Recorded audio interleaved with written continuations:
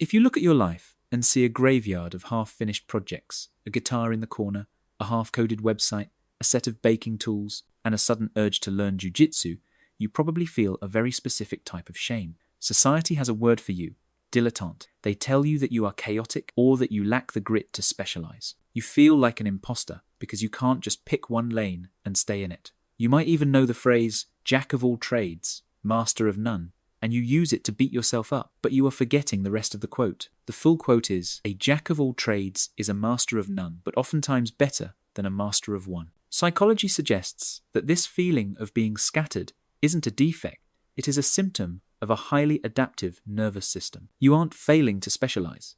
You are unconsciously building a rare cognitive architecture known as the M-shaped mind. While the world tells you to focus, your brain is trying to prepare you for a future where hyper-specialization is actually a liability. Before we break down why your chaos is actually a survival strategy, let me know in the comments, where are you watching from? And if you love deep psychology like this, check out my newsletter community after watching, linked in the description. To understand why you feel this anxiety, we have to look at the lie you were sold. For the last century, the world was an I-shaped game. It rewarded people who dug one hole a mile deep. It was a kind learning environment, like golf where the rules never changed.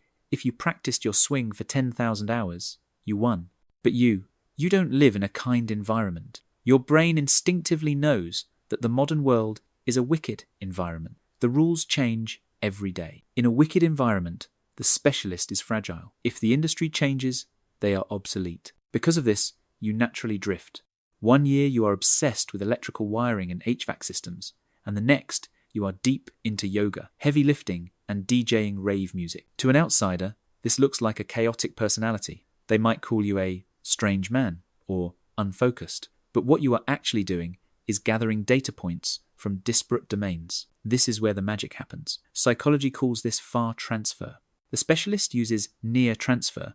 They solve problems they have seen before using the same old tools.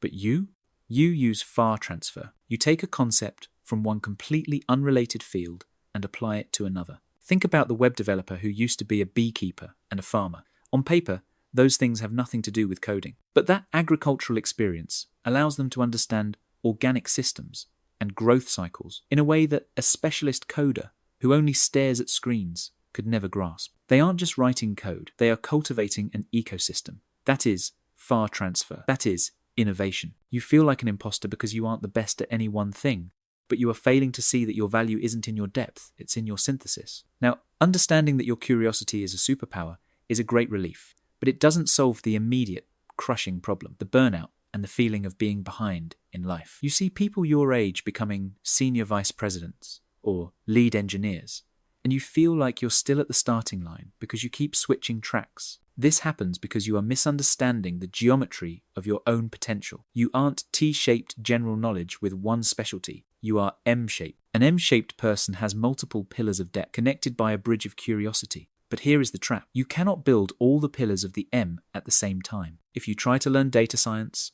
write a novel, and start a business all in the same month, you will collapse. The people who successfully navigate this life, the true polymaths practice what we call serial mastery. You have to view your life in seasons. You might spend your 20s obsessing over music and art. Then, in your 30s, you pivot to programming to pay the bills. You didn't quit art, you just finished that season of construction. I saw a story of a 3-year-old who finally found peace with this. He realized he couldn't choose art over programming. So, he let programming be the pillar that paid the bills, while music, philosophy, and game design flourished as the other pillars on nights and weekends. He denied high-demand team lead positions to keep his work week at 30 hours. He protected his psychic energy. He didn't try to merge them all instantly. He let them exist sequentially, and eventually they all merged into his own personal video game projects. That is the M-shape in action. There is one final psychological trait you have that makes you bulletproof, and it comes from evolutionary biology. It's called redundancy. In nature, redundancy is a strength, not a waste. Elephants rarely get cancer because they have massive genetic redundancy, multiple copies of the same cancer-fighting gene. If one fails, another takes over. Your chaotic interests are your redundancy. If you are just a specialist software engineer and AI takes your job, you are terrified. But if you are a software engineer who also knows how to do electrical wiring, fix HVAC motors, and teach English? You are unbreakable. You haven't been wasting your time dabbling. You have been engaging in strategic adaptability. You have been building a safety net of skills that ensures no matter what happens to the economy, or technology, or the job market, you have a pivot ready. So, stop apologizing for your graveyard of hobbies. Those weren't failures. They were semesters in the university of your own making. You were never meant to be just one thing. You were built to be the bridge between worlds that others can't even see. If you are ready to embrace your M-shaped future, drop a heart emoji in the comments to show you're putting it all together. And if you want the deep dive research on how to structure your seasons, subscribe and check out the newsletter community in the description.